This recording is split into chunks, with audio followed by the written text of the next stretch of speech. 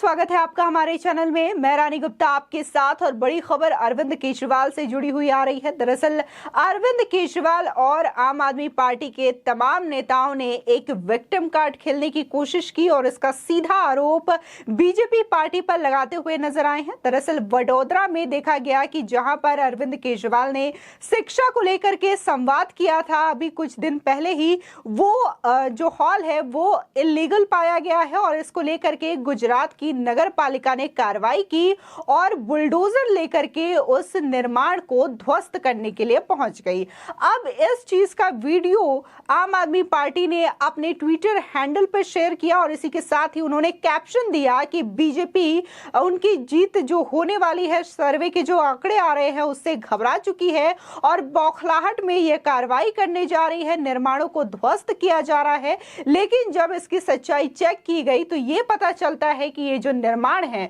वो दरअसल अवैध है और इसको लेकर के खुद जो इस हॉल के ओनर हैं काका जी, उन्होंने खुद ये बात स्वीकारी है कि ये जो हॉल का निर्माण है वो इलीगल तरीके से हुआ है और यही नहीं बल्कि उन्होंने लिखित में नगर पालिका को ये बात कही है और साथ ही उन्होंने आश्वासन दिया है कि वो जल्द ही इसको लेकर के कार्रवाई करेंगे और खुद इसको बुलडोज करवाने का काम करेंगे। लेकिन इस सब के बीच में अरविंद केजरीवाल, मनीष सिसोदिया और आम आदमी पार्टी के ट्विटर हैंडल पर यह साफ साफ देखा जा सकता है कि कैसे उन्होंने इसको लेकर के भ्रामक खबरें फैलाने की कोशिश की, गुजरात की जनता और देश की जनता को गुमराह करने की कोशिश की और वो ये बता रहे हैं कि बीजेपी उनकी जीत से बौखला चुकी है। जो सर्वे के आंकड़े आ रहे हैं उससे बीजेपी बौखलाई है, इस वजह से वो जो हॉल है उसको ध्वस्त किया जा रहा है, यानी कि इसको पूरी तरीके से बीजेपी की गुंडागर्दी बताते हुए आम आदमी पार्टी नजर आ रही है। लेकिन जल्द ही इसकी भी सच्चाई सामने आ गई और खुद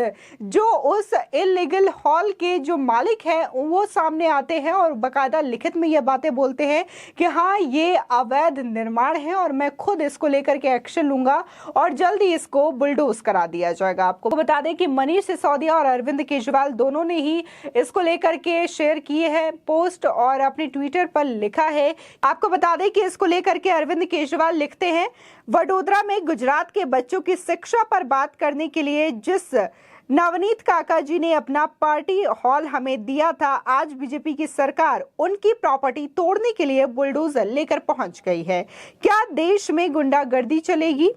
इस बार गुजरात की जनता इस गुंडागर्दी का जवाब अपने वोट से देगी। इसी के साथ ही बता दें, मनीष सिसोदिया ट्वीट कर लिखते हैं, बीजेपी की गुंडागर्दी अपने चरम पर है। पहले ये आपके कार्यक्रम रोकने के लिए स्थानीय कार्यक्रम स्थलों के मालिकों को डरा धमका रहे थे, अब अरविंद केजरीवाल जी की सभा ना हो इसलिए खौफ खाए ये हॉल तोड़वाने पर उतर आए हैं। गुजरात की जनता सब देख रही है, इनकी गुंडागर्दी का पूरा हिसाब दिसंबर में होगा। आपको बता दें कि इन दोनों ही नेताओं ने कहीं ना कहीं जनता को गुमराह करने की कोशिश की है, क्योंकि जब खुद अवैध निर्माण हॉल के मालिक सामने आके ये बात कबूल कर रहे हैं कि उनका ये हॉल अवैध तरीके से बनाया गया है और इस वजह से नगर पालिका ने ये एक्शन लिया और वो बुलडोजर लेकर के उनके इस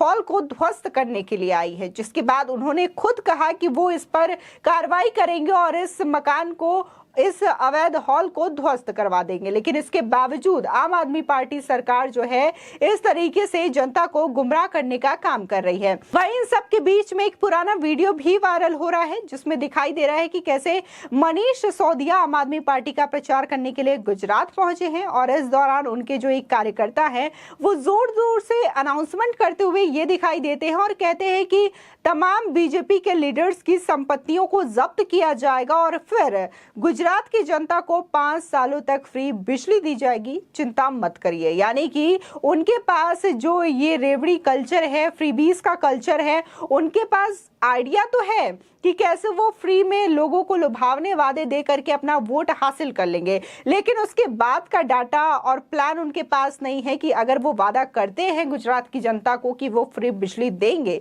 तो आखिर ये वादे कैसे पूरे किए जाएंगे और इसको लेकर के उनके पास धन कहां से आएगा जिससे कि वो गुजरात की जनता को इस तरीके से फ्री बिजली, फ्री पानी की सुविधा दे देंगे। लेकिन जिस तरीके से आम आदमी पार्टी के कार्यकर्ता जो हैं मनीष सिसोदिया के साथ दिखाई दे रहे हैं, वो यही कहते हैं कि बीजेपी के तमाम लीडर्स की प्रॉपर्टी को जब्त किया जाएगा और फिर उसी पैसों से गुजरात की जनता को फ्री बिजली दी जाएगी। यानी कि अब ये जनता को फ्री बिजली के देने के लिए अपनी गुंडागर्दी दिखाएंगे और तमाम नेताओं की प्रॉपर्टीज को जब्त करेंगे, फिर जाके वो जनता को इस तरीके से फ्री की सुविधाएं देते हुए नजर आएंगे। लेकिन अगर बात दिल्ली की करें, दिल्ली में जहां उनकी 7 से 8 सालों तक सरकार बनी हुई है, तो दिल्ली की जनता अभी भी बेहद परेशान है। जहां पर बिजली को लेकर के उनकी परेशानी और नाराजगी साफ तौर पर दिखाई जा रही है। पीने के पानी को लेकर के भी उनकी समस्याएं देखने को मिलती है कि कैसे हर रोज वो संघर्ष करते हुए दिखाई देते हैं। और यही नहीं, बल्कि वो पीने के पानी के लिए नल पर नहीं बल्कि टैंकर पर मजबूर रहते हैं। उनके घरों के आसपास टैंकर आता है जिससे कि वो पीने का पानी ले पाते हैं, और जो घरों में पीने का पानी आता है उससे किस कदर दुर्गंध आती है, ये भी जो है जनता साफ साफ अरविंद केजरीवाल को बोलते हुए नजर आती है, उनके पोल खोलते हुए नजर आती है। और इन सब के बीच में अभी बारिश का सीजन है, तो देखा जा सकता है कि दिल्ली में कई ऐसे लोकेशंस हैं जहां पर वाटर लॉगिंग की समस्या साफ साफ देखी जाती है। और दिल्ली की सड़कों पर जो गड्ढे बने हुए हैं वो किस कदर बारिशों में डूब चुके हैं, लोगों को यहाँ की प्रॉब्लम हो रहा है, वो भी सारी चीजें जो लोग हैं वो देख रहे हैं। इसके बावजूद आम आदमी पार्टी, मनीष सिसोदिया, केजरीवाल यही दावा करते हैं कि कैसे गुजरात की जनता को गुमराह किया जाए और उनका वोट हासिल कर लिया जाए। आपको बता दें कि अपनी नाकामी को छुपाने के लिए हर बार आम आदमी पार्टी के जो नेता हैं वो बीजेपी पर आरोप लगते हुए दिखाई देते हैं। जहां अरविंद केजरीवाल को लेकर के तमाम भ्रष्टाचार के पोल खुलते हुए दिखाई दे रहे हैं, आम आदमी पार्टी के पोल खुलते हुए दिखाई दे रहे हैं, उनके तमाम मंत्रियों पर लगातार शिकंजा कसते हुए दिखाई दे रहा है सेंट्रल जांच एजेंसियों का। तो इस बार अब अरविंद केजरीवाल भी कहीं ना कहीं जांच एजेंसियों की रडार पर आ गए हैं, क्योंकि उनके खिलाफ अब एलजी ने आदेश दे दिया है। जो जल बोर्ड में घोटाला हुआ है उसको लेकर के एफआईआर की बातें कही गई हैं एलजी के द्वारा, और अब ये बातें सामने आ रही है कि जिस वक्त ये घोटाला हुआ था, यानी कि 2012 से लेकर के 2019 तक में ये घोटाला हुआ है, और उस दौरान अरविंद केजरीवाल जल बोर्ड के चेयरमैन थे। यानी कि सीधे तौर पर अरविंद केजरीवाल को ही इसमें दोषी माना जा रहा है, क्योंकि लोगों का यही कहना है कि बिना अरविंद केजरीवाल के और उनकी सरकार के संरक्षण के बिना ये पॉसिबल ही नहीं था कि वहां पर इतने बड़े लेवल पे जल बोर्ड के अधिकारी और बैंक के अधिकारी घोटाले को अंजाम दे सके। फिलहाल इस तरीके से झूठी खबर फैलाई जाती है आम आदमी पार्टी के द्वारा, ये हर बार उनका झूठ सामने आ जाता है। संजय सिंह जो कि आपके नेता हैं वो भी हर बार इसी तरीके से भ्रामक खबरें फैलाते हुए नजर आते हैं, लेकिन अगले ही पल उनके जो तमाम न्यूज होते हैं वो झूठे साबित हो जाते हैं और बाकायदा इसको लेकर के सबूत भी शेयर किए जाते हैं। और किस कदर आम आदमी पार्टी जनता को गुमराह करने का काम करती है ये भी बाकायदा लोगों के द्वारा ही बताया जाता है। यानी कि लोग सारी चीजें देखते हैं, समझते हैं और उन्हें ये पता है कि अरविंद केजरीवाल कितने बड़े ईमानदार और कट्टर ईमानदार नेता है। फिलहाल आपकी इस खबर पर क्या राय है हमारे कमेंट सेक्शन में जरूर बताएं। आगे की और भी अपडेट के लिए चैनल को सब्सक्राइब करना ना भूलें।